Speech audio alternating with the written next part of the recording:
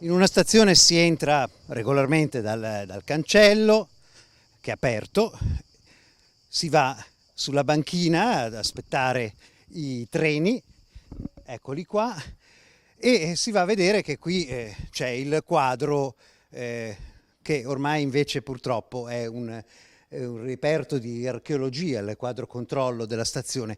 Perché? Perché questa è l'ex stazione, se ci giriamo lo vediamo, c'è il ponte sul Brenta, quindi è Ponte di Brenta.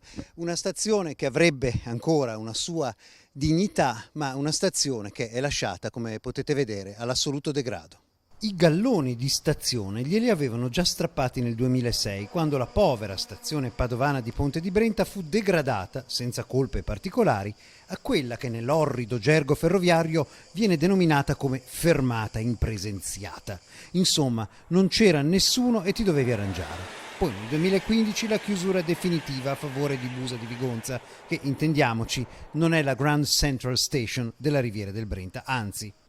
Ora, là dove c'era un parcheggio, ecco l'erba. Forse unico caso di ritorno alla natura di tutto il Veneto, ma al di là della battuta, l'intera zona si è trasformata in anni di degrado, in un luogo di spaccio, di malaffare, di abbandono tra discariche abusive e paradigma di periferia abbandonata.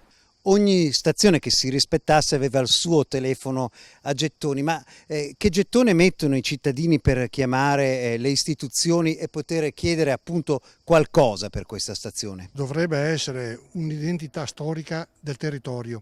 Siamo a ridosso del fiume Brenta, per cui dovrebbe essere ricavato uno spazio museale che racconti la storia delle ferrovie, delle piccole stazioncine del territorio e poi del Brenta. Quindi questo degrado che noi stiamo assistendo da alcuni anni fa veramente male al cuore, perché è inaudito che si riduca uno stabile storico in questo modo qui.